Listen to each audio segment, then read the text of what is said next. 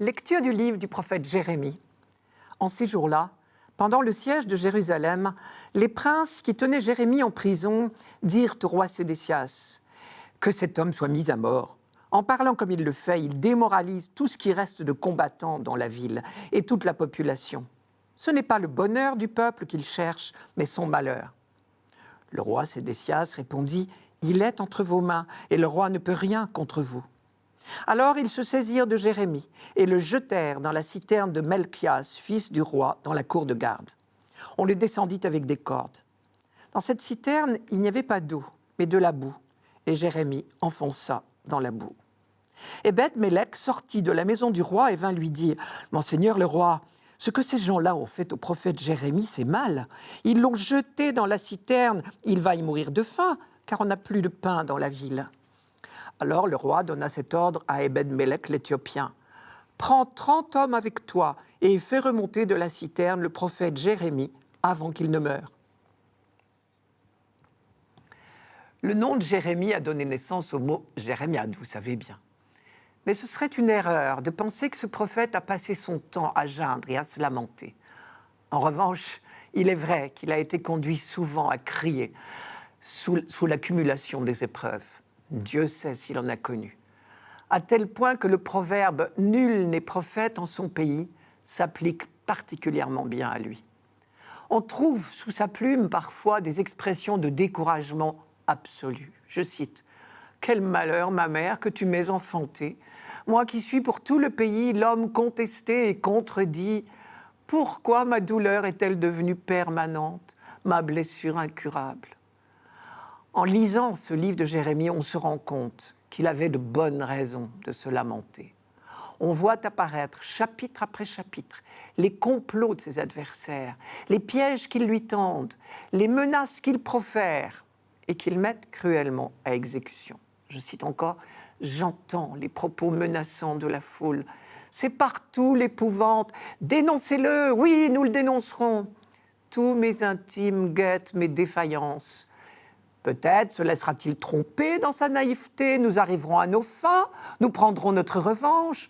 Ou encore, allons mettre au point nos projets contre Jérémie, allons le démolir en le diffamant, ne prêtons aucune attention à ses paroles. » Dans son village natal, Anathoth, il a entendu les menaces de mort contre lui. « Ne prophétise pas au nom du Seigneur, sinon tu mourras de notre main. » Ainsi que les avertissements de quelques amis bienveillants qui lui disent « Même tes frères, les membres de ta famille, oui, eux-mêmes te trahissent.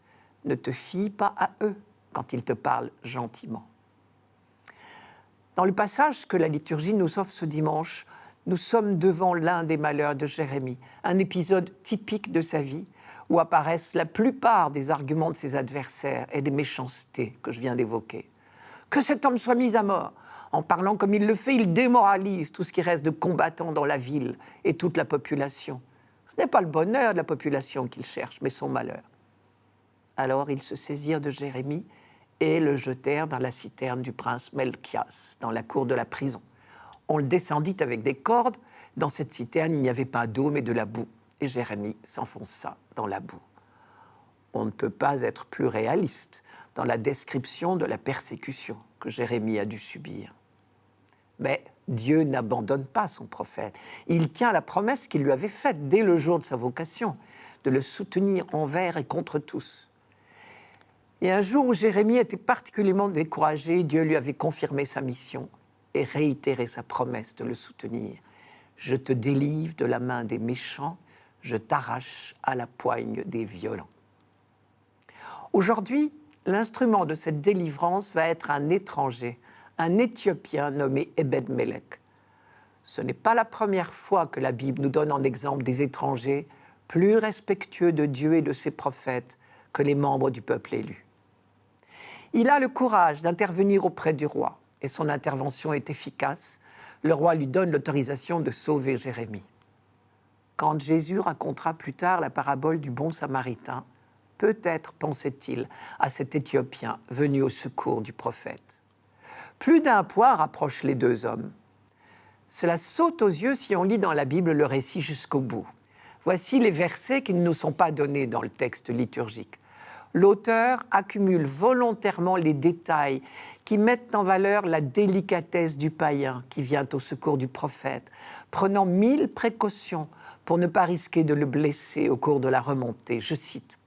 Ebed-Mélec prit avec lui les hommes, se rendit au palais, ramassa sous le trésor de vieux chiffons et les fit parvenir à Jérémie dans la citerne au moyen de cordes.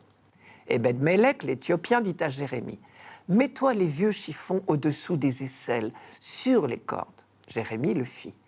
Ils hissèrent donc Jérémie avec les cordes et le firent remonter de la citerne. Peut-on trouver une charité fraternelle plus délicate ? Une fois de plus, nous voici confrontés à la question cruciale, celle qui a déchiré tant de témoins de Dieu. Pourquoi la bonne nouvelle est-elle si mal accueillie? Pourquoi nul n'est-il prophète en son pays? Probablement parce que l'annonce de l'amour de Dieu pour les hommes se double d'une exigence, celle d'aimer à notre tour.